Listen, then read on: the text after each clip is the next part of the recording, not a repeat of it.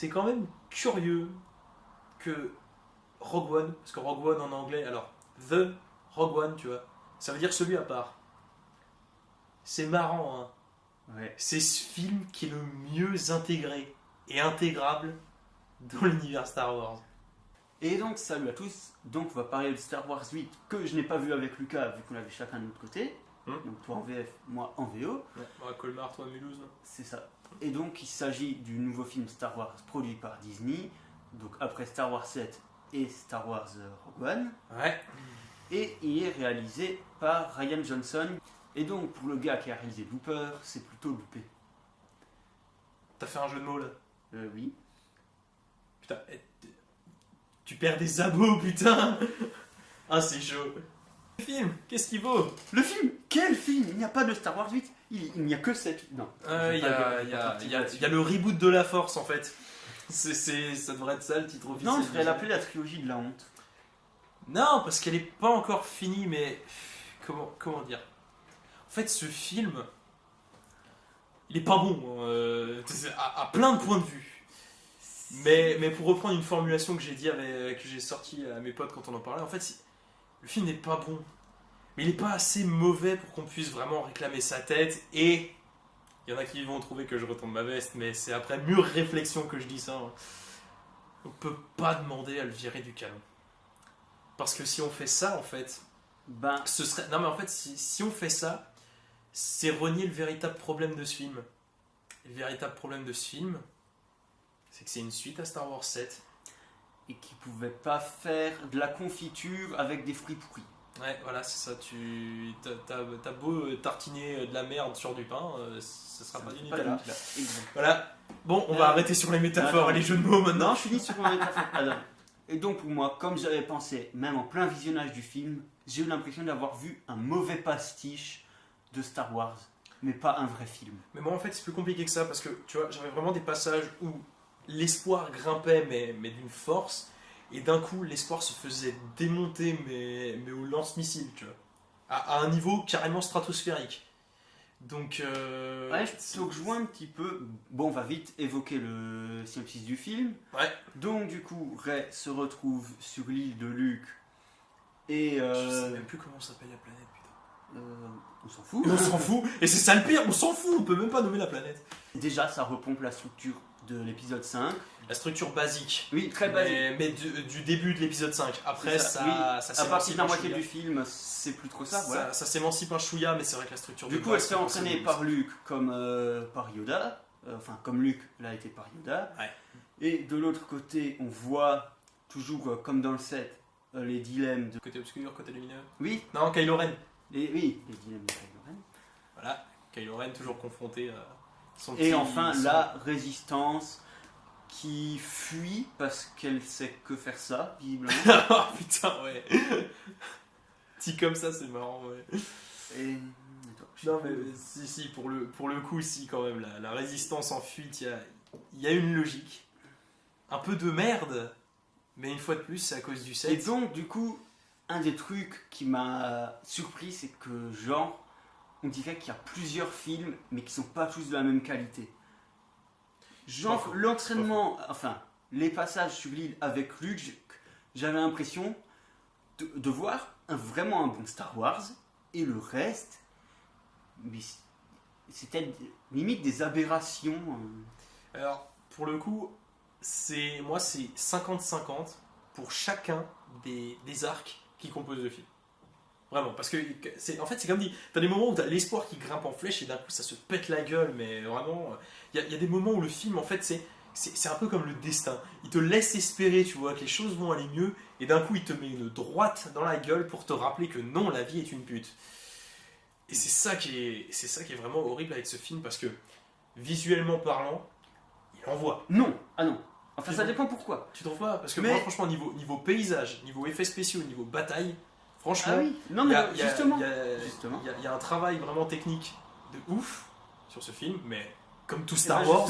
Là où justement pour moi c'est 50-50, effectivement, il y a un super travail des décors, des effets spéciaux, des plans, de la mise en scène, sauf que tout est gâché par la lumière et l'étalonnage. Non, mais c'est Ouais. sombre, il y a des scènes qui sont illisibles, alors que c'est pas comme si ça camouflait un manque de budget. On est sur une méga production. Du coup, les décors doivent être très beaux derrière, mais on les voit pas. Et on a l'impression d'avoir un éclairage, une lumière de film d'horreur en fait. Et c'est un space opéra, ça ne va pas ensemble. Bah, la lumière, perso, m'a pas dérangé, en soi. Même dans les bandes annonces, moi ça m'a déjà choqué. Je me suis dit, Mais- c'est peut-être les bandes annonces qui sont dégueu, et tout simple. Et que ce sera corrigé dans le film. Mais en fait, non. Bon, après, moi, c'est parce que, tu sais, moi, en fait, c'est le scénario qui est servi par la mise en scène, tu vois. Oui. Pour moi, c'est l'histoire qui Même prime. la- Moi, je suis... Même Je suis justement, dans c'est cette optique-là, une moi. partie de la mise en scène, elle ne Ouais. suit pas. Même il y aurait un bon scénario derrière, on aurait quand même eu l'impression de regarder un film avec des grosses lunettes de soleil. Et à propos, justement, de servir le scénario, je sais pas pour toi, même moi, la musique, bah, c'est simple, on a John Williams qui a dit qu'il ne composerait que pour les épisodes principaux, donc du coup 7, 8, En plus, 9. à la base, ça devait être de nouveau Giacchino sur celui-là, mais en fait, Ouais. John Williams est revenu. Ouais, mais non, mais il l'avait dit ça à la base, qu'il ferait le 7, le 8 et le 9, mais pas les spin-offs. Ouais, mais à la base, il voulait juste faire le 7. Et ben, Et franchement, bref. non, mais franchement. Mais John attends. Williams est mort, je vais le dire clairement. voilà. Ouais, parce que John Williams, c'est Harry Potter 1 à 4, c'est Jurassic Park, c'est C'est Star plein de Wars, trucs, non, on peut- c'est Indiana On Jones. n'a pas le Là, temps de citer. voilà, on n'a pas le temps ni la mémoire pour citer absolument tout ce qu'il a fait. Mais ce mec, en fait, à chaque fois qu'il est sur un film, il te pond un thème culte. Harry Potter, tout le monde te le siffle son thème. Star Wars, on t'en fait mais 5 ou 6 de tête, Oui, bien sûr. facilement, quand on a vu la saga, bien sûr. Voilà, et pareil, Indiana Jones, pareil, tu vois, c'est que des trucs mythiques.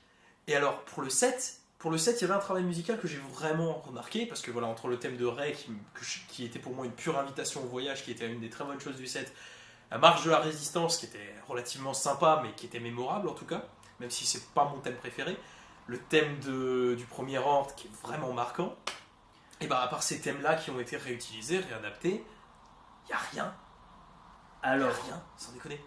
je dirais pas exactement comme toi, parce que par exemple, le travail musical du 7, je l'avais très peu entendu. Ouais. J'avais oublié les musiques en ressortant de la salle. Et même que j'avais vu le film plusieurs fois. Mhm. Et celui-là, en l'ayant vu une fois, c'est vrai que j'avais un seul thème en sortant de la salle, j'avais encore en tête, c'est celui donc d'un nouveau personnage de Rose. Mais là, maintenant, je l'ai déjà oublié, même pas une semaine après. Non, moi franchement, là, Mais sinon, le reste, c'est vrai qu'il n'y avait rien. De tout ce qui était nouveau, il n'y avait rien de marquant. moi ça me fait chier. Et hein, ça parce que- pouvait être. Mais même le thème de Rose est pas ouf. Mais Il est quand- juste même. Le quotient, c'est tout. Tu sais ce qui m'emmerde moi en fait avec ce film, c'est que John Williams en termes de musique, tu vois, des fois, il y a deux types de musique pour moi. Il y a vraiment les thèmes principaux qui sont liés soit à un personnage, soit à un groupe de personnages ou un truc comme ça. Le thème de la force, il est juste mythique. Le thème de la force, voilà, quand Luke regarde les deux soleils se coucher sur Tatooine, mais putain, cette scène, il n'y a rien hein, en soi. C'est juste un mec qui est comme ça sur son caillou et qui regarde les soleils se coucher. Hein. Mais musicalement parlant, cette scène, elle est tellement forte parce qu'en fait, la musique porte tout. Et ben, John Williams, il arrive à faire déjà des thèmes comme ça qui sont putain de puissants. Et à côté, il vous sort des thèmes d'ambiance. Moi, sans déconner, tu prends l'extrait de La Revanche des Sith où voilà, Anakin fait le cauchemar, où il voit Padmé mourir en donnant naissance à leurs enfants. C'est de la musique d'ambiance. Et ben, même là, putain, c'est beau. Mais il y a une Il intelligence. y a quelque derrière. chose. Et ben, sans déconner, la musique de ce film ne m'a frappé à aucun moment. Mais... Aucun moment. Et donc justement, dans la plupart de ces musiques d'ambiance qu'il fait, vu que je m'intéresse quand même à la composition, j'en fais un tout petit peu, très léger, mais du coup je remarque qu'il y a des détails, donc des petites fioritures par exemple, qui ont un sens par rapport à la mise en scène. Mais par contre là, que ce soit les nouveaux thèmes principaux ou les musiques d'ambiance, c'est creux. Ouais, franchement, je suis sorti en fait la partie musique, j'avais carrément zappé. Tu vois. Ouais. Et franchement, moi je suis quand même le gars qui fait un peu gaffe parce que je sais à quel point la musique c'est nécessaire pour une scène. Tu vois. Il y a franchement il y a des passages qui sont cool grâce au silence, mais c'est rare parce qu'il y a des moments où vraiment les discours de héros, les trucs un peu comme ça, tu vois. C'est grâce à la musique que c'est cool, parce que sinon c'est genre un mec tout seul comme un con sur son rocher en train de brailler à d'autres. Hein. Voilà. Donc tu me dirais, il y a quand même des réals qui arrivent à faire des films sans musique. Ouais, non, et puis même, je veux dire, tu prends La Menace Fantôme, la course de pod, il n'y a pas de musique sur Ouais. les trois tours. C'est juste à la fin où, quand le moteur d'Anakin il commence à claquer, que ça se réveille, tu vois. Mais pendant 3 tours, t'es. juste le son des véhicules, mais d'ordinaire, ouais, John Williams, en fait, c'est grillé. Déjà par le style, déjà par le style, tu sais que c'est lui. Et puis même, je veux dire, par les thèmes qu'il a fait, quoi. Le gars, il a... Je me répète, hein, mais il a fait Indiana Jones, Harry Potter, Star Wars, voilà. Il en a fait tellement, putain, Jurassic Park. Jurassic Park, pour l'anecdote, c'est la musique que je me suis mise la première fois que j'ai pris l'avion, le thème principal de Jurassic Park, quand t'as les violons qui partent vraiment. Putain, tu décolles, t'as ça dans les oreilles, mais toi dans ta tête, en fait, t'es comme Bilbon, tu sais, je pars pour une aventure. Voilà, c'est ça, c'est ce délire-là. Ça, c'est John Williams. Star Wars 8, c'est... Ce n'est pas John Williams. Si, c'est toujours lui, mais bon... Maintenant, il est que l'ombre de Mais lui-même. putain, c'est que le film devait pas lui inspirer grand-chose, ou alors qu'il est plus en forme, voilà, qu'il faut qu'il s'arrête. C'est pas une critique, hein, en soi, voilà, il est peut-être... Maintenant, il a de l'âge. Hein. Bon, et surtout au vu de tout ce qu'il a composé... Après, je pense plutôt que c'est le film qui lui inspirait pas. Ouais, Connaissant le bonhomme, je pense que ça vient de là. possible. Parce que bon, il a vu les premiers. Je pense qu'honnêtement, il doit se dire, il doit se demander d'où ils sortent ceux-là. Et pour un truc qui est bien fait, même si c'est gâché, comme je l'ai dit, par la lumière, c'est les décors. Ah, les décors, ils sont monstrueux. Les Ah décors, t'as la La planète, dernière planète. la planète Crate, la planète Crate à la fin. Cette planète, elle est présente dans la bande-annonce en fait. C'est l'espèce de champ un peu désertique où on voit justement les vaisseaux de la résistance qui chargent. Et en fait, cette planète, c'est tout con, hein, mais c'est là qu'on voit. Non, mais en fait, c'est là que tu vois la force du détail dans de la création. C'est d'ailleurs pour ça que je pardonne pas à J.J. Abrams de nous avoir repondu une Tatooine bis avec Jakku, en ayant juste rajouté voilà, des carcasses de destroyers interstellaires par terre. Alors qu'avec Star Trek, il avait fait des trucs de Star malade. Trek Into Darkness, t'as une forêt au début de ce film. Les arbres, le bois est couleur cendre blanche, et les feuilles sont rouge sang. C'est con, hein, mais c'est du détail. T'as un arbre comme ça, mais c'est magnifique. Donc, et ben là, la planète, c'est du sel. Et donc sur Star Wars, c'est du sel rouge. Johnson aura fait un meilleur Abrams qu'Abrams lui-même. En plus. Et en lui faisant des doigts d'honneur au passage. Hein. Il y en a quelques-uns, pas mal dans le film, à plusieurs moments. Non, mais en fait, ce que j'ai l'impression, c'est qu'Abrams... non, pas Abrams, qu'est-ce que je dis? Johnson a montré qu'il savait faire des trucs, mais il pouvait pas changer le scénario parce que Star Wars 7 était trop dirigiste par rapport à ce qu'on attendait. Star Wars 7, il est vide et Johnson il passe derrière, donc ça excuse certaines choses. En fait, il ramasse les pots cassés et il s'en prend dans la gueule. Ça n'excuse pas tout, on va y venir. Oui. Il s'en prend beaucoup dans la gueule. Le film est mauvais, mais il s'en prend dans la guelle alors qu'il devait jouer avec les pots cassés. Le film est pas entièrement mauvais. Et qu'il a montré qu'il savait faire des trucs. Ouais. Mais ça sauve pas les meubles. Le film est pas entièrement mauvais parce que tu regardes, le film apporte des réponses à certaines questions dans le set. Le film apporte des réponses.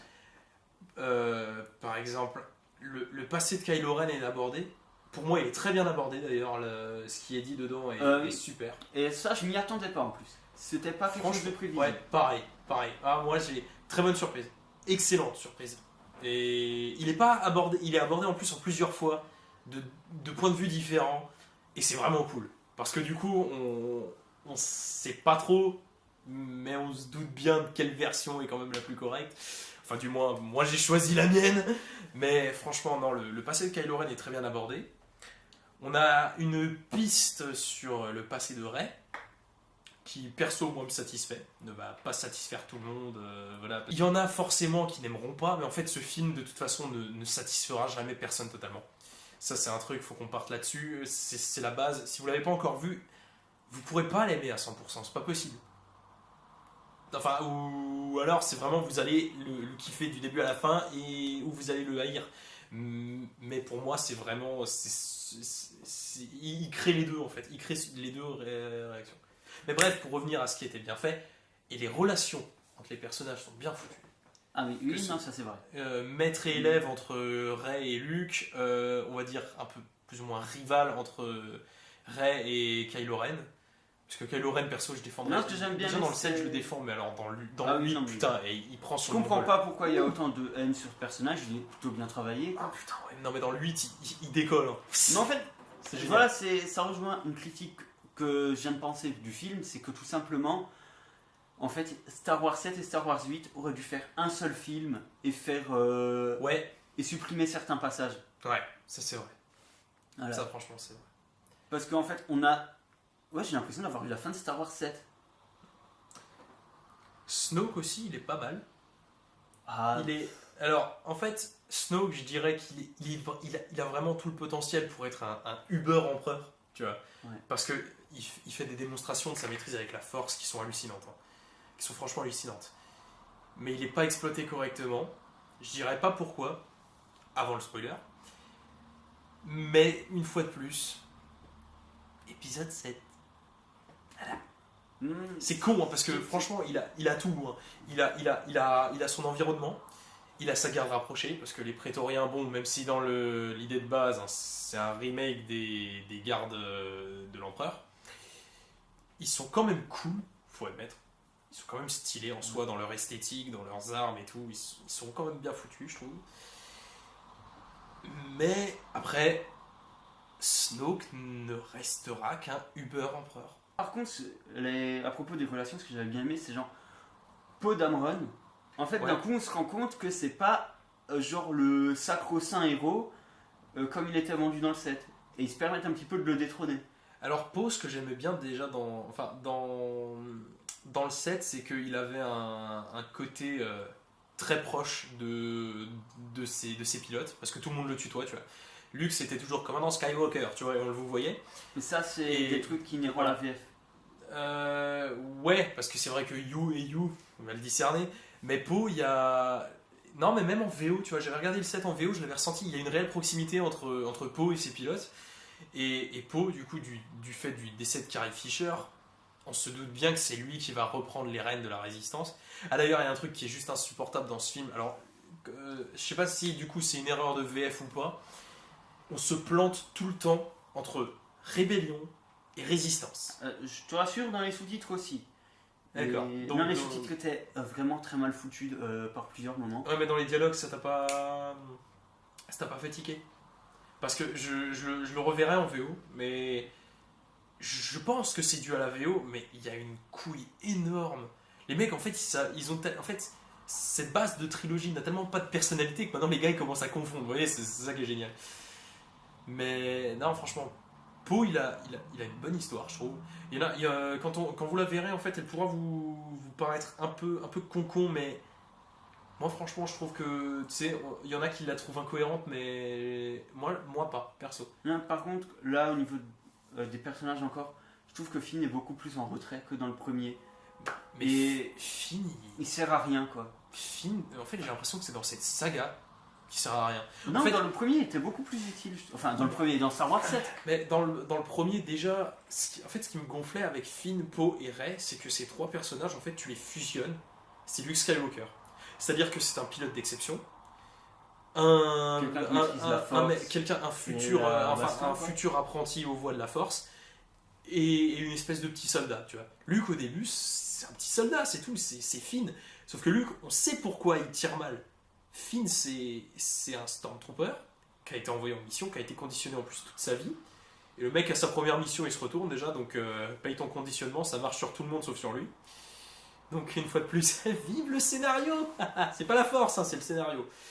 Rey, elle a eu des moments comme ça aussi, mais pas dans le 8. Rey, j'ai pas trouvé de moments qui sont justifiables en fait par la force. Dans les films précédents qui marchaient en fait grâce à la force, parce que la volonté de la force. Et dans le 7, c'est complètement foiré. On va dire la moitié de ces moments qui sont supposés être justifiables par la force sont justifiés en fait par le scénario. Et il n'y avait pas ça. Il n'y avait pas ça. Ça, c'était bien par contre. Mais par contre, il y a un nouveau personnage qui perso me gave. C'est le personnage de Rose. Ouais, mais en fait, ça servait à rien de rajouter des nouveaux Ouais. personnages. Ouais. Alors, je pense déjà à Rose et au personnage de Laura Dern. Ouais, donc Laura Dern qui joue une amirale, c'est ça? Ouais, mais qui sert à rien, ça sert à rien de mettre une actrice comme Laura Dern pour jouer ça. Ouais, bah écoute, on a le même problème avec Benicio del Toro parce que franchement, j'aime cet acteur, mais dans le rôle dans lequel ils l'ont mis, le rôle est très sympa, je dis pas, mais est-ce Non, que mais en fait, c'était tout bien l'arc la peine narratif. est-ce que c'était bien la peine du coup de prendre des acteurs comme ça pour jouer des personnages qui sont pas ouf? Il faut faire vendre. Et C'est ça. Parce que Laura Dern, ça quand même, rapporte on va plus dire, que ce que ça coûte, en fait. Laura Dern, c'est Ellie dans Jurassic Park. Vous voyez, Benicio Et la del fille Toro. de Bruce Dern aussi. Ouais, mais lui, par contre, déjà, moi, je sais pas qui c'est. Donc, Lévi Salopard. Si jamais pour un film récent, tu vois. Lévis Salopard. C'est le. Le vieux. Le vieux. Ah, ouais, le général sudiste, ouais. Ah, je savais pas. Je savais pas. Maintenant tu le sais. Maintenant, je sais, voilà, la culture. Et ouais, mais pareil, Benicio del Toro, voilà, pour les rôles, on va dire, plus populaires, c'est le collectionneur dans Les Gardiens de la Galaxie, mais sinon, il a fait, voilà, The Wolfman, il a joué dans Sicario, il a joué dans Snatch. Il a pas un grand rôle dans Snatch, mais il est génial. Ah oui, oui. Mais voilà, mais en gros, des super acteurs pour des rôles qui sont peut-être pas les plus importants. Et franchement, enfin, moi, on m'a dit Benicio del Toro dans un Star Wars. Et bah, je me suis dit, putain, ils vont lui filer un rôle de taré. Bah, en fait, non. Laura Dern, pour le coup, je savais même pas, parce qu'en fait, j'ai pris presque aucun renseignement sur ce film. Tu vois, je voulais y aller comme un touriste. Mais en fait, même le truc d'avoir mis Benicio del Toro, quand on voit le personnage et qu'on sait quel acteur est derrière, on sait exactement ce qui va se passer. Et ça spoil d'avoir mis un Ah, acteur comme lui. je trouve pas, ça me l'a pas fait, moi. Si je me Personnellement. suis dit, il va se passer ça, vu que c'est Benicio del Toro. Non, moi, ça me l'a pas fait. Moi, pour le coup, ça me l'a Mais en pas fait, d'ailleurs, tout l'arc narratif avec Finn, Benicio del Toro et Rose, mais on s'en fout. Justement, c'est ça, on aurait pu enlever ça, enlever des passages du set et faire un seul film. Ouais, non mais en fait ce qui est chiant dans l'arc narratif de... Parce que en gros, Finn à un moment va se barrer avec Rose pour une mission, mais le problème c'est que... On s'en fout. Non, en plus, ça n'aboutit à rien. Non, encore, non, le problème c'est l'aboutissement déjà, mais voilà, pour pas spoiler, c'est l'aboutissement le problème. Mais le truc c'est que... On s'en fout et en plus c'est blindé de détails. C'est con hein, parce que c'est contradictoire avec ce qui me plaît justement dans la SF. Dans Valérian, ce que je trouvais cool, c'était justement les détails. C'était le fonctionnement de la cité des mille planètes, tout ça. Et là, en fait, ils partent sur une planète voilà, pour justement pouvoir porter secours à la résistance. Et le problème, c'est que ce qu'ils vont devoir chercher sur cette planète, bah, c'est très vite creusé. Et le problème, c'est que cet arc, il est rempli avec des trucs dont on se branle. Clairement. Je dis pas, la force de la SF vient de la richesse de ses thématiques. Mais là, pour le coup, il y a une espèce de sous-thématique qui est là pour rajouter du contenu Disney. Franchement, on développera après dans le spoiler, mais c'est du contenu à la Disney qui me saoule et qui prend du temps pour rien. Je pense que tu vois précisément de quoi je parle. À peu près, ouais. Voilà. À propos de contenu à la Disney, ou Disney, parce que ce serait la prononciation plus juste, vu que ça vient du français. En fait. Dis Disney. Oui, je sais, tout le monde me dit de pas dire Disney. La réalisation de Johnson, dans Looper, elle avait beaucoup de personnalité, mais là, il doit aussi faire du roller coaster, comme on a eu dans Alice au Pays des Merveilles, comme on a eu dans plein d'autres films. Donc, dans la caverne avec la roche rouge, là, c'est le rouge. Ouais. Ben voilà, c'est encore du truc, comme on se bouffe depuis 8 ans pour nous mettre plein les yeux avec de la 3D. Non, mais même ça encore, ça me dérange pas parce que j'ai toujours trouvé que ça manquait un peu des fois. Bon, pas sur la prélogie, mais sur la trilogie originale. Après, c'est des questions de moyens. Mais j'ai toujours trouvé que ça manquait un petit peu des passages où on bouffait juste du visuel dans Star Wars. C'est que en fait, à part, attends, genre, tu vois, tu prends la revanche des Sith qui démarre sur un plan séquence sur une bataille spatiale. Là, on bouffait, tu vois. Là, on prenait vraiment visuellement. Et en plus, ça avait du sens. Et bah, justement, cette scène de la caverne saline, je crois qu'on dit, de la caverne saline, on vous dit pas quoi, mais clairement, c'est purement visuel, c'est pour bouffer, voilà, mais c'est un peu comme Mustafar et le duel de sabre. C'est des moments comme ça, en fait, qui font la richesse des films de SF. Et t'en avais quelques-uns dans la prélogie, mais qui n'étaient pas assez poussés à cause des moyens. Et là, en fait, vraiment, ils le font, ils y vont à blinde. Et moi, pour le coup, j'ai adoré. Mais en fait, ce que je veux dire, c'est pas que c'est mal de faire ça. C'est juste que on sait que c'est Disney qui a un cahier des charges et qui demande de faire ça. Et en fait, Rian Johnson est très loin d'être libre. Et à part la composition de certains plans, d'ailleurs, j'ai l'impression que tous les plans qui étaient plutôt bien composés étaient sur la dernière planète, quoi. Ouais. On va essayer de pas trop d'en parler au spoil, à la partie spoil.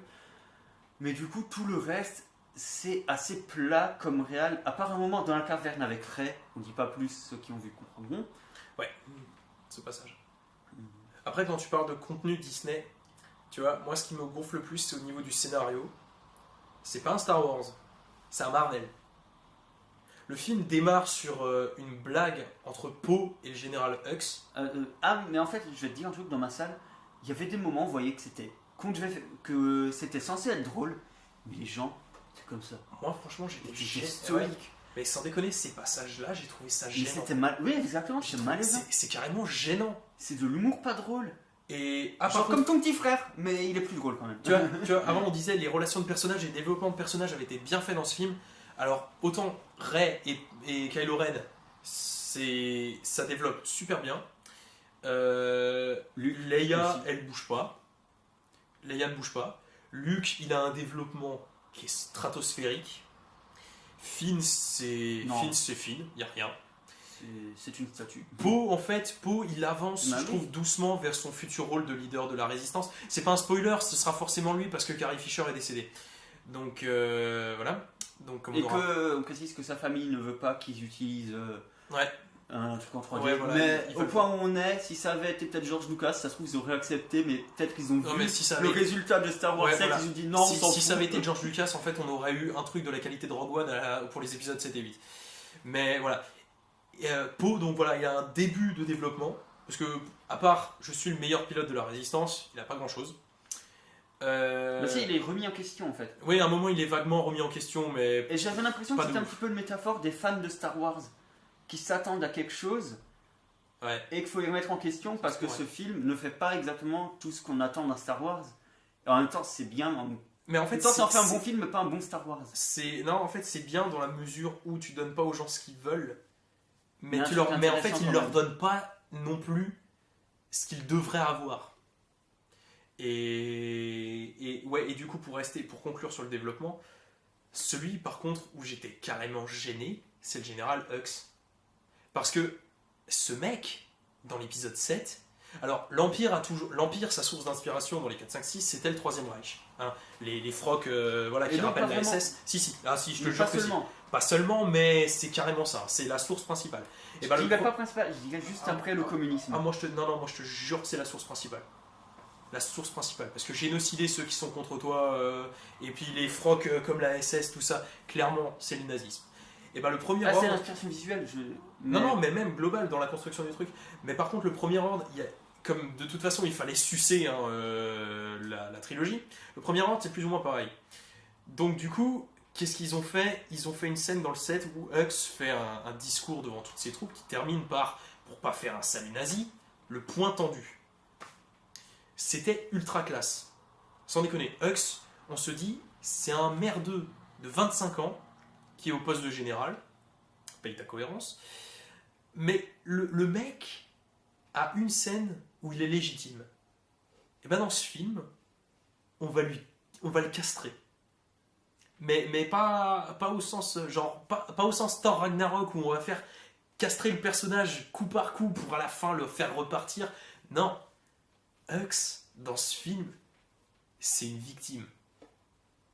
Alors après, je dis pas. C'est peut-être pour préparer la suite. Non mais en fait, tu vois, moi ce qui me saoule avec ces deux films de cette nouvelle trilogie, c'est que c'est très bien qu'un réalisateur prenne son rôle à cœur pour développer voilà, en même temps l'univers dans lequel il travaille et qu'il y mette sa marque. C'est très bien. Sauf qu'on fonctionne sur une saga.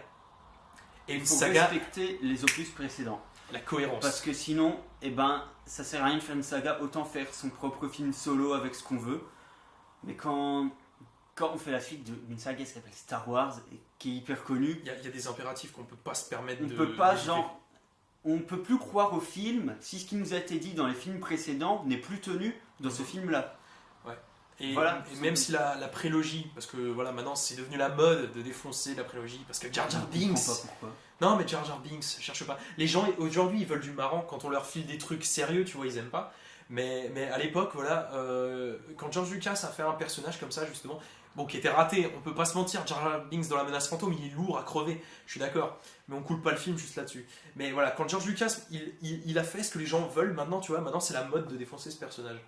Donc voilà, donc en fait, il fallait soi-disant pas refaire la prélogie. Ils ont juste fait n'importe quoi en se basant là-dessus.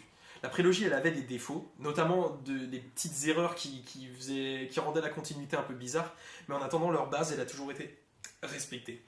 Et Non, ben mais déjà, là, franchement, non mais J'ai deux arguments. En fait, Ouais. la prélogie déjà était voulue depuis longtemps par George Lucas. rien Et que ça, deuxièmement, elle faisait quelque chose de différent et qui était qui justifié. avait une âme, Oui, et qui avait un message. Et là, avec la nouvelle trilogie, la post-logie C'est commence une par un remake.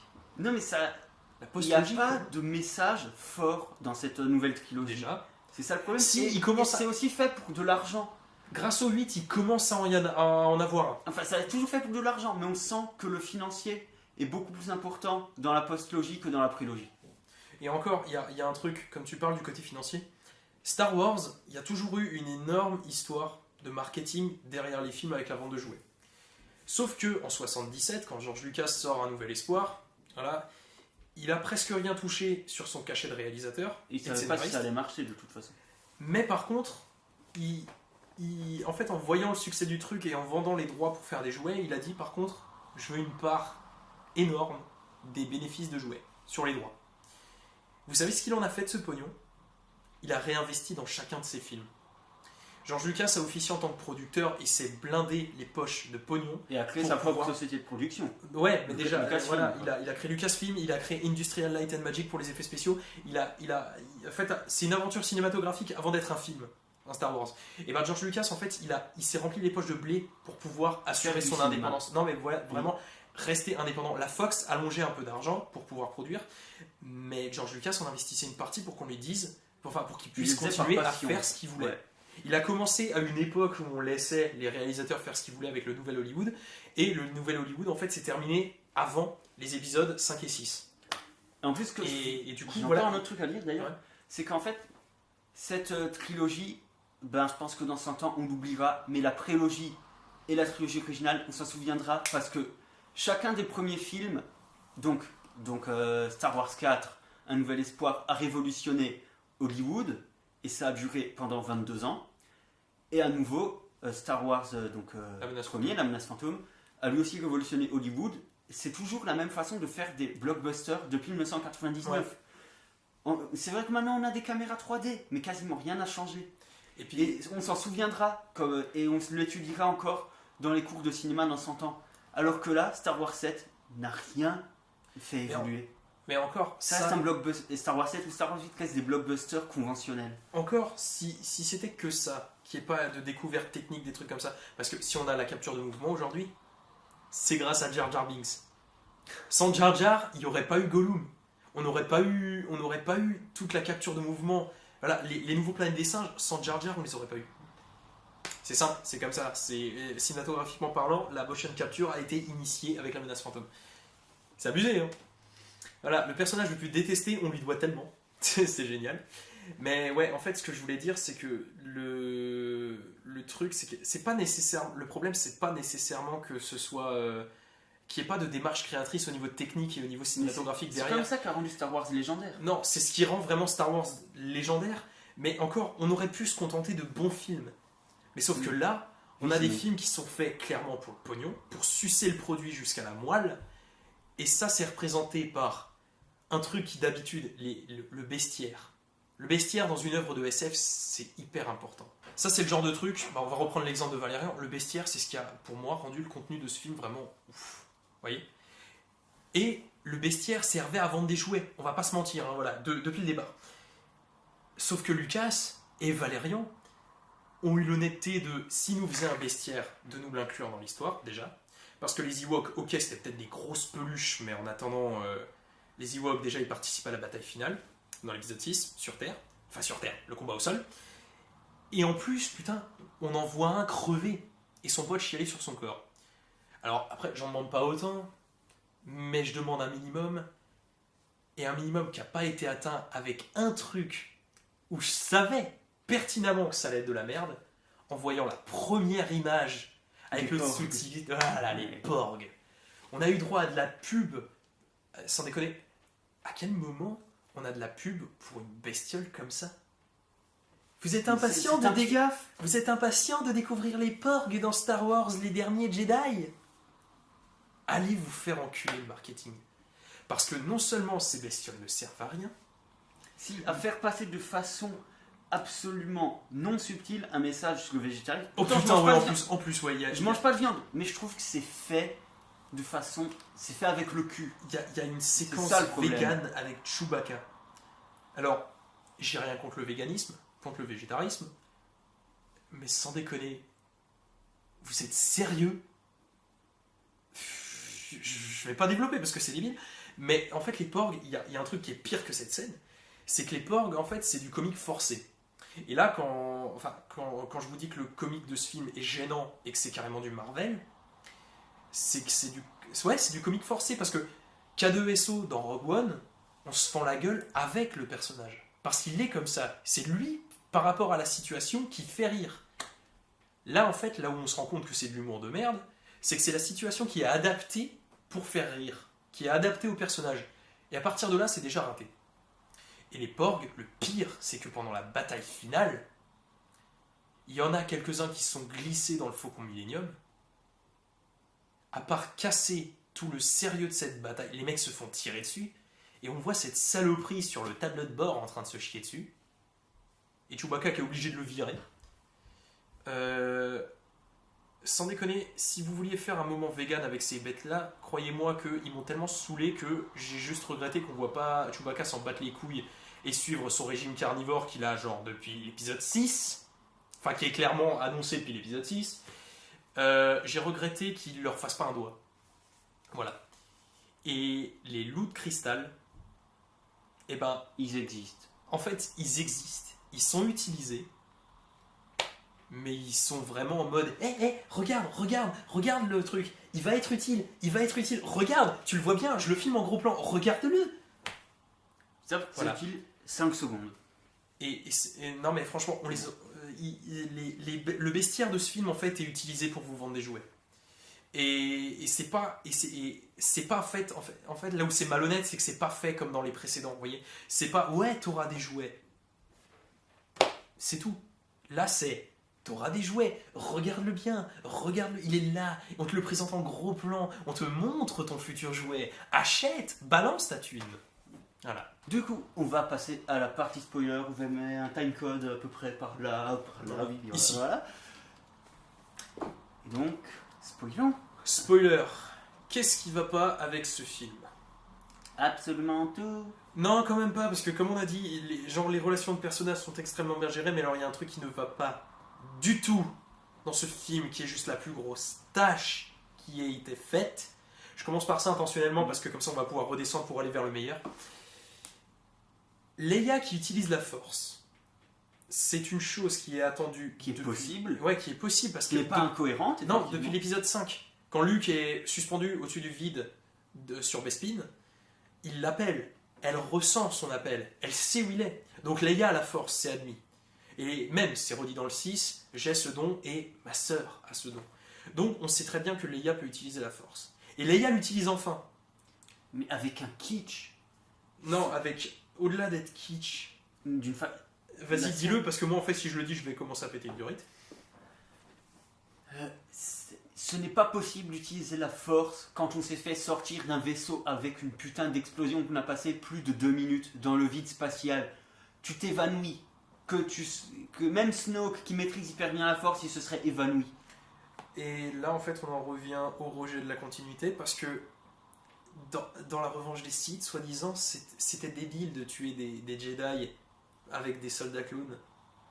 Je suis désolé, ça avait un putain de sens que les Jedi, au sommet de leur... enfin vraiment à leur apogée, réussissent à se faire baiser. Ça avait un sens. Un sens qui en plus sera exploité dans ce film, très très bien d'ailleurs, avec Rey et Luke, mais on y reviendra après. Mais là, Leia, est propulsée dans le vide spatial, est inconsciente, se réveille et va en mode... Vous voyez l'ascension de la Vierge Marie? Elle vous la fait à l'envers. Elle redescend vers le vaisseau, elle tape à la fenêtre, on lui ouvre la porte, il y a zéro dépressurisation en plus. Alors ok, la cohérence scientifique dans Star Wars, genre le son dans l'espace, je veux bien, mais dans n'importe quel Star Wars, t'as une fenêtre qui pète dans l'espace, t'as tout le monde qui aspire à l'extérieur. T'as Poe qui lui ouvre la porte, la nana elle rentre et referme, peinard. Voilà. Donc du coup, autre horreur du film, le personnage de Rose. Putain. Je sais pas toi, mais moi... Ben, non mais il sert à rien, ça servait à rien de créer des nouveaux personnages pour ce film-là. Pour le coup, elle est ultra bien introduite par contre. Parce que le problème, voilà, c'est pas bien introduit, c'est que... Ouais, mais putain... C'est que, à force de créer des personnages, on en a trop. Déjà que la fonction sujet de Luke, comme on l'a dit avant, était divisée en 3 dans Star Wars 7. Là, encore rajouter ce personnage. Beaucoup trop. Le personnage de Benicio del Toro, bon, ça c'est un plus, ça on s'en fout encore, mais... C'est pour enrichir le casting, quoi, mais là... Ça... Non, en Au fait, final, on s'investit moins parce qu'il y a trop de personnages, on les suit. tu sais ce qui me saoule vraiment avec ce perso, c'est pas qu'elle soit pas nécessairement utile, tu vois. Par exemple, tu prends les personnages comme Bail Organa, voilà, Wade Antilles, tu vois. C'est des personnages qui étaient là, qui avaient des fonctions et tout, et pourtant qui avaient une certaine sympathie. Mais Rose, en fait, moi je sais ce qui me saoule avec elle, c'est qu'à un moment, Finn, il sert vraiment à un truc. On a déjà le combat Phasma vs Finn, qu'on devait avoir à la base dans le set. Mais qu'ils ont pas fait juste pour faire une petite blague avec le coup du compacteur à ordures, voilà, hashtag épisode 4 encore. Et du coup voilà, il y a Finn qui se bat contre Phasma, qui arrive à la battre, alors que lui on le rappelle c'est un éboueur et elle c'est une putain de soldat d'élite. Ouais, tu m'avais dit là sur Gwendoline Christie. Ouais, Attends, elle avait dit quoi de nouveau? Alors Gwendoline Christie en interview, elle vous vend le personnage. Oui, c'est la première fois que une femme dans Star Wars prend un rôle d'importance comme celui de diriger des troupes, et elle n'est pas représentée pour son sexe, etc. Donc en gros, c'est la première fois qu'on a un personnage féminin fort qui n'est pas représenté vraiment comme une nana, mais comme un personnage fort à part entière. Et Padmé. Voilà. Et Leila. Quoi? Leia par contre, Leia. Putain, non, j'ai ma langue à fourcher. Ouais, parce que, non mais sans déconner. Padmé, Leia. Gwendoline Christie, son personnage, elle peut aller se faire foutre avec, parce que si elle veut de la femme forte, elle continue à faire Brienne de torse, mais elle vient pas se la péter avec, Capitaine Phasma. Bon, par contre, la façon dont Finn la bat, elle est quand même bien, parce que Finn, ouais, voilà, comme dit pour moi, ce mec, il sait pas se battre. Il sait pas se battre. Déjà, il est rendu gentil par la force du scénario, de base, parce qu'il faut le rappeler, il a été enlevé enfant à des parents qu'il n'a pas connus, il a été conditionné. Et je ne sais pas moi, regardez juste les exemples rien que sur les guerres africaines avec les enfants soldats et crois-moi, du lavage de cerveau, tu t'en défais pas comme ça. Mais ouais, bref. Et du coup, elle a l'ascendant sur lui pendant le combat, ça j'ai trouvé que c'était bien. Elle le pousse dans le vide, il remonte, il lui envoie une grosse latte dans la gueule, mais vraiment par surprise. Et c'est le décor qui se charge de la buter. D'ailleurs, si jamais elle survit encore une fois, parce que rappelons-le que dans le set, quand même, ils l'ont juste enfermée dans un compacteur à ordures sur une planète qui allait exploser. Mais pour vous vendre un comics, parce qu'elle était dans le 8, hein, bien sûr, s'ils la font revenir dans le 9, serment, je sors de la salle. Je pense, on prend Jeff Prestate, on va au siège de Disney, on prend beaucoup d'essence et on crame tout ça. Voilà. Et le scénariste avec. Effectivement. Voilà. Et le responsable marketing et tout le bordel. Et donc, ouais, du coup, et donc Rose, on va. Voilà. Et Rose, parce qu'on. Fallait en parler de ça, mais du coup, c'était. Parenthèse, c'était mal intégré. Rose, en fait, un moment Finn, par contre, il y a un moment. Voilà, celui avec le canon qui va défoncer le bunker où sont planqués les rebelles sur la planète Crate. Finn, il a un moment de héros. Mais un vrai, hein, pas un moment de merde. C'est la merde, nos vaisseaux. Ouais. Donc c'est pas le moment de merde en plus. Voilà, c'est vraiment nos vaisseaux sont nuls à chier. On affronte des blindés, les tétrapodes, voilà, les TBTT du premier ordre. Mais ouais, on est là, on a la musique qui monte de façon grandiose. On a limite la larme à l'œil de ce que va faire Finn. Si, c'est vrai, c'est le seul moment où la musique est vraiment bien dans ce film. Même si je m'en rappelle pas. Enfin non, parce qu'à un moment il y a un passage qui repompe l'épisode 4, donc voilà, mais de façon originale c'est le seul moment vraiment musical. Et là, BAM! Et elle lui rentre dedans, elle lui sauve la vie, le canon tire, les rebelles sont à portée de tir, hein, je dis, enfin les résistants pardon, Et en fait, avant de tomber dans les pommes, il lui demande putain, pourquoi tu m'as empêché de faire ça, de sauver tout le monde, d'être utile? Et ben, elle lui dit un dialogue vraiment issu du pire étron qu'aurait pu faire Disney. Nous sommes les gentils. Nous nous battons pour protéger les gens que nous aimons. Contrairement au premier ordre, qui eux tuent les pauvres personnes. Meuf, t'as failli, je dis bien failli parce qu'ils sont sauvés après, mais t'aurais pu condamner toute la résistance pour un mec. Connasse, va. Oh putain, non mais, cette meuf. Voilà. Donc non seulement ce personnage ne sert à rien, mais en plus, elle empêche les autres, putain, de devenir quelque chose. Putain, si Finn avait pu être sacrifié comme on pensait que ça allait faire, moi, c'est vraiment l'illustration de ce que je disais avant. Ces moments d'espoir et bam, t'as une mandale dans la gueule. Et encore, dernier truc qu'on a oublié de dire, c'est Finn, le personnage de Benicio del Toro, DJ, je sais plus comment il s'appelle. Un truc comme DJ, et donc Rose, tout leur acte ne sert à rien. C'est comme si par exemple dans le Seigneur des Anneaux, ils avaient démarché le Rohan, tout ça pour que le Rohan ne vienne pas aider. Ouais. Bon, ensuite, c'est normal que des fois il y ait des échecs, on peut pas toujours tout réussir dans la vie, mais faire autant investi, surtout avec les nouveaux personnages, c'est là où ça passe pas bien de faire un échec. Si ça avait été juste Finn qui lui échoue tout seul, c'est ce qui est encore passé. Mais Finn, en fait, ce mec, j'ai l'impression que quoi qu'il fasse, il est destiné à se planter. Par contre, tu vois, on parle de l'échec, mais un pote à moi, en ayant discuté avec lui, m'a dit que la thématique de ce film, c'est vraiment l'échec, parce que c'est ramener tout le temps les vrais problèmes. Enfin, dans l'histoire, hein, je veux dire, hein, pas des films en soi, mais dans l'histoire que racontent le 7 et le 8, quasiment tout est créé par les gentils, tu vois, à leurs échecs. Ouais. Et du coup, voilà, t'as Johnson qui, en même temps, se fout de la gueule d'Abrams, mais en même temps, il relativise là-dessus. Alors après, dans les interviews, quand tu l'écoutes, maintenant, il dit, voilà, j'aurais pas pu faire comme vous vouliez exactement, pour plein de raisons, parce que j'ai pas envie de détailler les interviews maintenant. Mais en fait, l'échec, c'est vraiment le cœur de ce film, tu vois. Parce que le mec, en fait, il s'attendait de toute façon à se planter, ça c'est sûr et certain, parce qu'en faisant ce qu'il a fait, je pense qu'il savait que certains lui cracheraient à la gueule et d'autres viendraient lui dire « Oh, t'es un dieu, t'as fait ce que George Lucas n'a jamais fait. » Dans les deux cas, qu'il ait réussi ou qu'il ait foiré, c'est ce que vous pensez, c'est le cas, il a fait ce que George Lucas n'a jamais fait. Mais voilà, l'échec est omniprésent dans ce film. L'échec est omniprésent dans ce film. Du coup, ça me fait chier, parce que quasiment à aucun moment, les héros réussissent un truc. Voilà. Il y a quoi encore? J'ai l'impression que, genre, dans ce film, tout est fait avec irrévérence, en fait. Enfin, une irrévérence subtile. Ouais. Pas comme Deadpool, voyons, mais... Ouais. Voilà, il y a deux mesures d'irrévérence.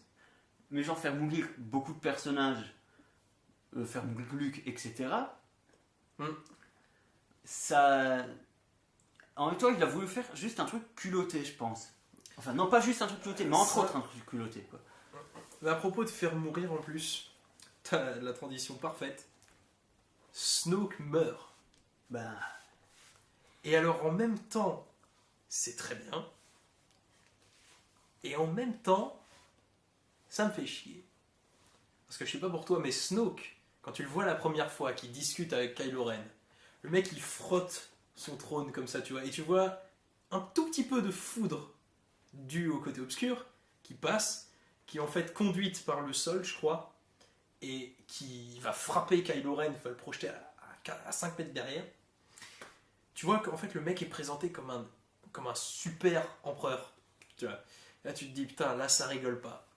Et là je me suis dit ouais, là une de mes attentes va être confirmée. Parce que moi j'attendais un Luke versus Snoke à la hauteur de Voldemort contre Dumbledore dans l'Ordre du Phénix.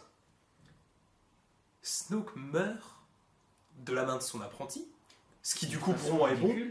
Non, par contre là on n'est pas d'accord du tout, parce que la manière elle repose sur le fait que J.J. Abrams n'a pas compris comment lire dans les pensées des autres fonctionne, parce que tu peux pas lire clairement, genre la personne tu peux pas savoir ce qu'elle a bouffé le matin, tu vois. Visiblement Kylo Ren et Snoke qui peuvent, mais genre Maître Yoda, 900 ans au compteur, une maîtrise de la force incroyable, on est incapable. Tu vois, tu peux ressentir les émotions qui sont ressenties. À un moment, il le dit en plus. Je ressens de la détermination en Kylo Ren. Il retourne son arme contre son véritable ennemi. Et la manière dont il se fait buter en plus, parce que tu vois son sabre, il a été posé. C'est pas très subtil, je dis, parce qu'en plus, ils ont bien insisté sur la position de son sabre, tu vois, comme il le pose vraiment dans ce sens-là. Et en fait, tu vois le sabre qui se retourne progressivement en même temps que Kylo Ren tourne son arme vers Rey. Et d'un coup, paf, avec la force, il allume le sabre à distance et il tranche Snoke en deux. Et bien cette façon de le buter, j'ai trouvé ça super, même si elle repose sur une incohérence. Mais par contre, ce mec, on sait toujours pas qui c'est. Mais on va acheter un comic book pour le savoir, bien sûr. Ah ouais, c'est ça, on va acheter un comics pour le savoir. C'est pour Disney, hein, c'est pas... Putain. Non mais franchement, en fait, c'était obligé de le tuer. Parce que c'était... Bon, moi, ça fait quelque chose d'intéressant. Ça fera pas que l'épisode 9 Voilà. sera repompé Voilà. sur l'épisode Déjà, 6. l'épisode 9 sera pas un retour du Jedi, parce que cette fois-ci, l'apprenti s'accomplit et tue le maître. Et en plus, ouais, vraiment tout ce qui gravite autour, voilà, du meurtre de Snoke, donc vraiment la relation entre Rey et Kylo Ren, donc Ben Solo, est hyper intéressante parce que du coup, les deux, en fait, on va tomber dans la partie des choses bien faites. Maintenant, c'est que les deux, ils incarnent une nouvelle facette de la Force où il n'y a plus cette séparation vraiment extrême entre plus le côté obscur. Gris foncé, gris clair. Ouais, voilà. Non, mais en fait, les deux vraiment sont au centre. Rey, par contre, pour rester, en fait, pour surfer, on va dire, entre les deux, du coup, tu vois, on est dans la thématique, parce que là, on parle du mix du côté obscur et du côté lumineux. Moi, j'ai parlé d'un truc qui en même temps est bon et en même temps est mauvais. Ah, c'est fort, ça. Il y a de la Parlais de quoi du fait que Rey soit Rey vendu. Rey et la tentation. Dans ce mais film, justement, ça, je c'est voulais dire. une super idée. Mais en fait, non, c'était Et une super c'est idée dans les bandes annonces. Mais c'est mal exploité, je trouve. mal fait. Mais oui. Alors, le coup de la grotte, enfin, la grotte du côté obscur sur la planète où Luke s'est caché. Alors, techniquement parlant, hein, Moi, je pensais que c'était méta. C'était une infinité de Rey qui claque des doigts, etc. Voilà, et tout. Techniquement parlant, on peut pas dire le contraire, c'est ouf. Voilà, Symboliquement parlant, cette scène sert à que dalle. Parce que, soi-disant, au niveau des personnages. Mais je pense qu'elle est plus Non, mais- méta par non, mais- rapport à la fonction de réalisateur. non mais même, ce que je veux dire, c'est que en fait, il y a une utilité vague à la fin, parce que les coups de la grotte, déjà dans le 5, c'était un peu métaphorique, mais il y a une utilité ultra vague, en fait, parce que cette grotte, soi-disant, c'est un puits d'obscurité, comme dans le 5. En fait, pas du tout, parce que franchement, je vois pas de côté obscur là-dedans. Il y a peut-être une manifestation de la force, mais il n'y a rien d'obscur là-dedans. Parce que Rey, en fait, la seule utilité de cette grotte, c'est de confirmer, en termes de mise en scène, ce que Kylo Ren va dire plus tard à Rey, c'est que ses parents, c'était personne. Théorie que je voulais voir d'ailleurs, parce que moi, j'aurais pas supporté que ce personnage soit le fils de enfin la fille de quelqu'un. Ça n'avait aucun intérêt. Déjà, c'était débile d'en faire une Skywalker. C'était encore pire d'en faire une Kenobi. Si vous avez soutenu ces théories, vous êtes mauvais. Mais bref, en fait, à la fin, elle voit deux ombres avancer vers elle, n'en former qu'une, et cette ombre, en fait, c'est elle dans le miroir. Pour moi, c'est que, en fait, ses parents, on s'en fout. Ils ont même pas de visage. On s'en fout de qui c'est. Le seul truc qui est important avec ses parents, c'est elle. C'est qu'ils l'ont fait. C'est tout. Bah, c'est un petit peu comme Anakin. On s'en fout de qui Oui. étaient les parents d'Anakin. Mais Anakin, en fait, sa mère, on la connaît, et on sait qu'il a été enfanté par la Force. Il n'a pas de père. Elle est tombée enceinte comme ça. Et son taux de médiclorien, parce que oui, je valide les médicloriens. En plus, je suis un connard jusqu'au bout. Les médicloriens sont ultra présents chez lui. Mais je Donc, pense que voilà. chez Rey aussi, en fait. Mais non, Vu mais qu'elle a beaucoup d'affinités avec la force. franchement, oublie les médicloriens dans cette trilogie parce qu'on n'en parlera jamais. Oui, mais je m'en fous. Pour moi, ils sont quand même là. Ils Ouais, font voilà. partie de l'univers Star Wars Mais- officiel. Ah oui. Pour Plus moi, officiel que ce Star Wars 8. Ouais, voilà. Mais pour le coup, voilà, les parents de Rey n'ont aucun intérêt dans l'histoire. Mais du coup, cette scène, en fait, en même temps, elle est bien parce qu'elle permet d'élucider un truc sur ses origines, mais en même temps, elle sert à rien dans la mesure où c'est supposé être un puits d'obscurité, et il n'y a aucune obscurité là-dedans. Je suis désolé, Luke, quand il s'est pointé dans la grotte, parce que oui, je le compare, je suis obligé, c'est une saga. Et en plus, c'est une saga qui repompe, là, on est dans la partie qui repompe. Luke, quand il est allé dans la grotte, Yoda lui demande, il demande à Yoda qu'est-ce qu'il y a là-dedans, et Yoda lui répond ce que tu y apporteras. Ce qu'il apporte, c'est ses armes, c'est sa peur, et c'est tout ce qui trimballe avec lui. Il n'y a pas une apparition de Dark Vador avec en plus son propre visage sous le casque pour rien. Voilà. Le mec s'est pointé avec des armes, avec ses peurs, et il y a fait face. Et le pire, c'est qu'il a. Enfin, le meilleur, pardon, c'est qu'il a échoué en plus au test. C'est que voilà, il veut devenir un Jedi, il tue froidement. Et du coup, il se voit lui-même, voilà, il voit le monstre qu'il peut devenir. Il a peur d'échouer et de finir comme Vador. C'est ça que ça représente. Et ben, ouais, si encore on disait que c'est juste une zone particulièrement réceptive à la force, ça le ferait. Mais non, là c'est tout un truc, il faut que tu médites. D'ailleurs, la vanne de la méditation, perso, c'est la seule qui a fonctionné pour moi. Enfin, c'est une des C'est seules. laquelle?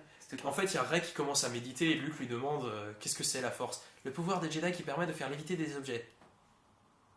Ok, donc toi, visiblement, t'as rien compris à l'histoire, Ah oui, mais c'est pas grave, t'es là pour apprendre. Et alors là, du coup, il dit tends ta main et ressens. Tu ressens là, et en fait, le mec, il a une feuille de je sais pas quoi, il lui frotte la main. Ah oui, je ressens la force. Et d'un coup, bam, il lui lave la main avec. Celle-là, j'avoue, j'ai rigolé.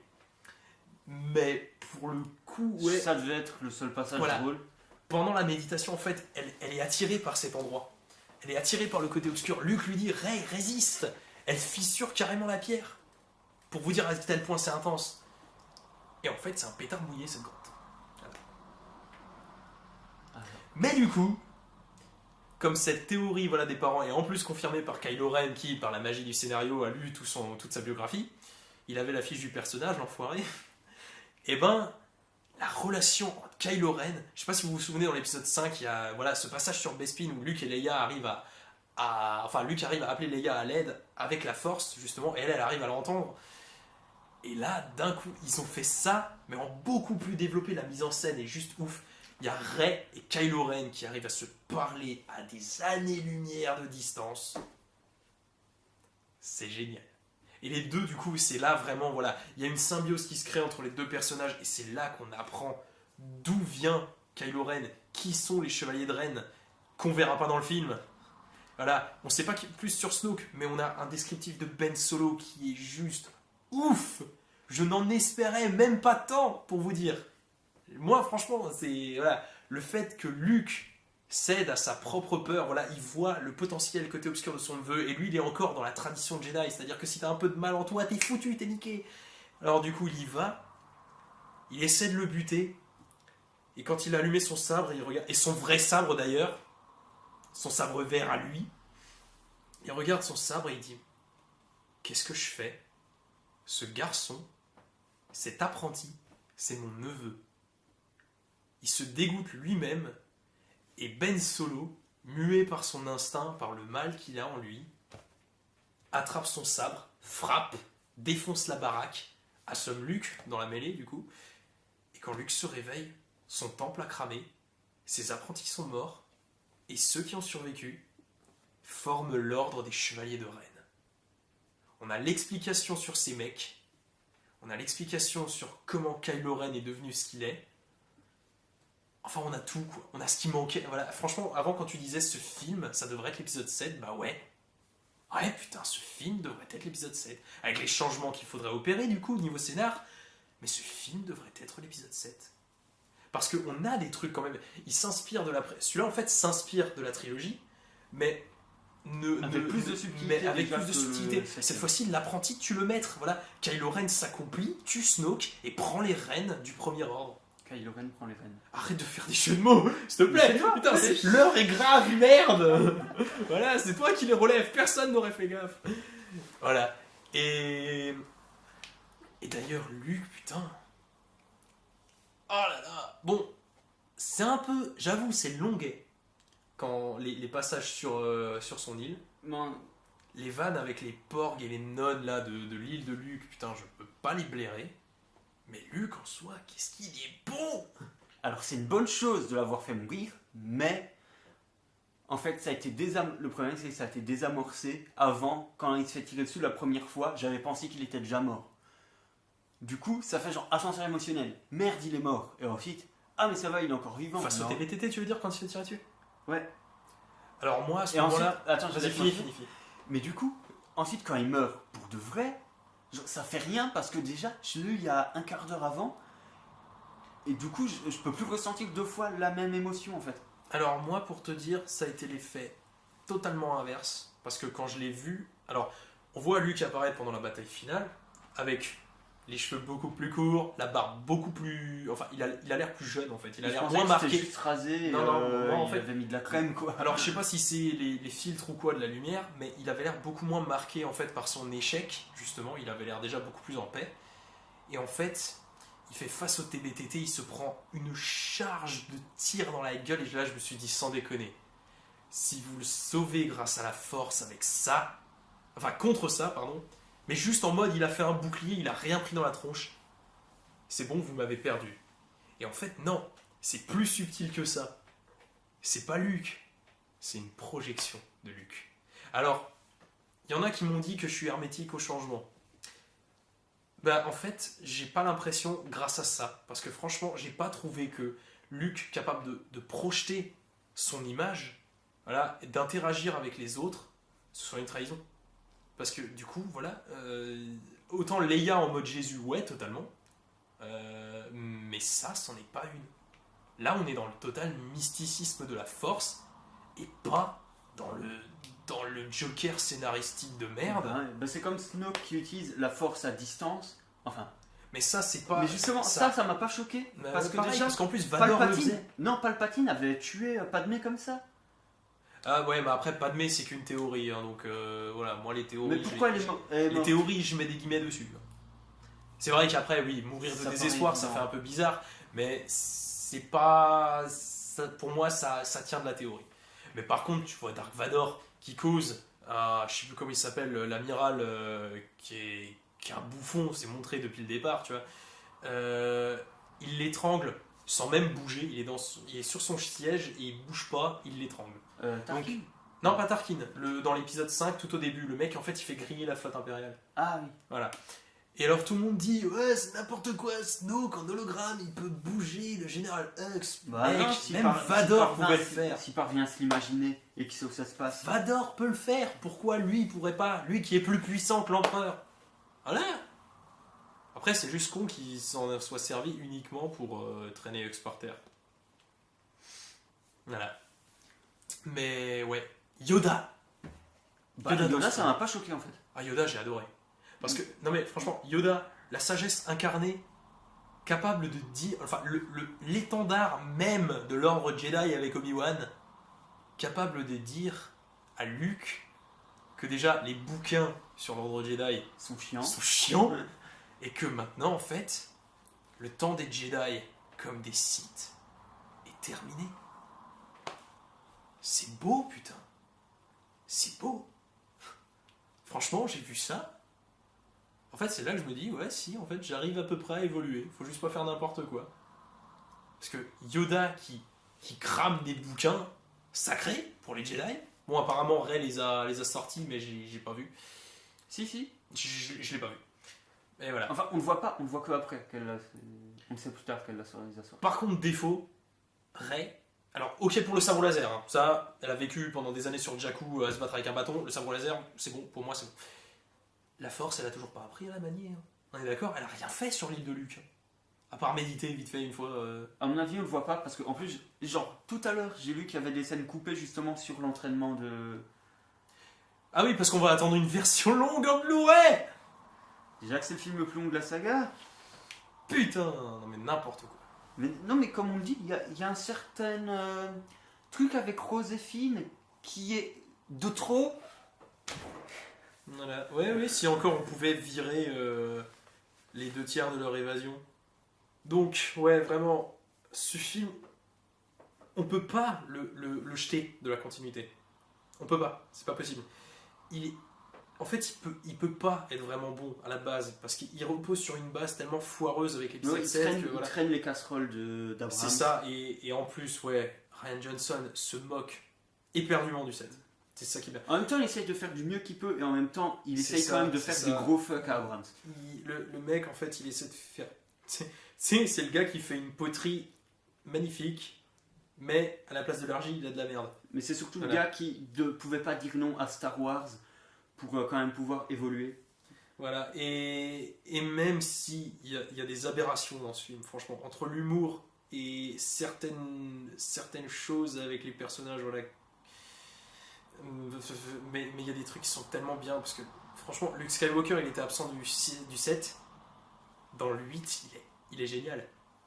Tout ce qui s'articule autour de Luke est génial. En termes de scénario, après, parce qu'en rythme, c'est un peu lent. Mais voilà, Rey et Ben Solo, c'est des personnages qui fonctionnent tellement bien ensemble. Voilà. Il y a des paysages qui sont magnifiques, franchement. Vraiment, la planète Crate, pour moi, c'est l'équivalent de Scarif dans Rogue One. Ouais. C'est le truc, voilà, qui te fait voyager. C'est ça, Star Wars. C'est pas pour rien que un des plans emblématiques... Il n'y en a pas assez. Tu vois, il n'y a qu'une seule planète Ouais, voilà. dans le film. Non, mais le plan emblématique, vraiment, pour moi, de l'épisode 4, tu sais lequel c'est? C'est Ok. celui, voilà, je me répète, on en avait parlé avant, mais c'est celui où Luke regarde les deux soleils se coucher sur le Bah. thème de John Williams. Et en fait, c'est ça, Star Wars. C'est du voyage. C'est du pur voyage. Voilà, c'est pas uniquement géographique, mais c'est spirituel. Voilà, c'est quelque chose de grand. Et c'est pour ça, en fait, que ces deux films cassent les burnes. Parce que c'est des blockbusters. C'est banal. Et en plus, c'est des blockbusters qui sont blindés de malhonnêteté créative, du coup. À cause de J.J. Abrams. Et à cause de l'empressement de Disney de vouloir sortir absolument le premier film en 2015. Ils n'étaient pas prêts à l'époque. Rian Johnson a été engagé. Il savait absolument pas où il devait aller. Ben, chaque réal écrivait Voilà. son film. George Alors, Lucas, il George Lucas, il a toujours... avait sa trilogie d'avance. Sa prélogie, il l'a pensé. La trilogie originale, il a dû faire en sorte quand même le premier film réussisse à suffire à lui-même, Voilà. mais qu'on puisse faire le 5 et le 6 de Mais manière prévue. Chaque Star Wars, en fait, se suffit à lui-même, excepté l'épisode 7. Chaque Star Wars pose sa problématique en début de film et l'a résolue à la fin. Voilà. Dans celui-là, ça a été fait. Dans celui-là, ça a été fait. La problématique de ce film est réglée. Pour tous les personnages. Enfin, pour tous les personnages principaux, parce que si on s'attarde sur les secondaires... voilà. Mais bon. Non, franchement, en fait, ce film, on peut pas l'exclure de la chronologie. Ben, je dirais même, il est quand même meilleur que le 7. Ouais. Donc c'est ça qui en fait le deuxième pire. Star En fait, il est énervant dans la mesure où il fait des conneries, mais il a au moins la bravoure de tenter quelque chose. Et après, Abrams qui a repompé la structure intégrale du 4 avec des éléments du 5 et du 6 en plus. En fait, il est énervant en essayant. Et donc, du coup, il est pardonnable. Je n'irai pas jusqu'à dire qu'il est bon, mais il est pardonnable. Voilà. Ensuite, moi je dirais, bon, il y a plein de gens qui vont aller voir le film, mais ils ne méritent pas d'avoir ce succès-là. Surtout pour un film aussi sombre, le voir au cinéma, c'est quand même payer une place chère pour un film qui n'est pas fait le mieux possible. Du coup, ouais, c'est pas le meilleur film à voir au cinéma. Il y a l'Orient Express qui est un bien meilleur moment de cinéma qui est sorti en même temps, quoi. Putain, je suis en train Mais je sais que comme c'est Star Wars, forcément plein de gens vont aller le voir. je suis en Faut train quand même de- être conscient de ça. Je suis en train de retomber dans ma dépression d'après la sortie, tu vois, quand je suis sorti de la salle. C'est horrible. Je n'attends rien de l'épisode 9. Surtout quand je sais que c'est J.J. Abrams qui va le réaliser. Du coup, merci d'avoir regardé la vidéo. N'hésitez pas à donner votre avis sur le film en commentaire, même sur tous les Star Wars si vous voulez. Alors, abonnez-vous et surtout partagez la vidéo. On vous dit à plus.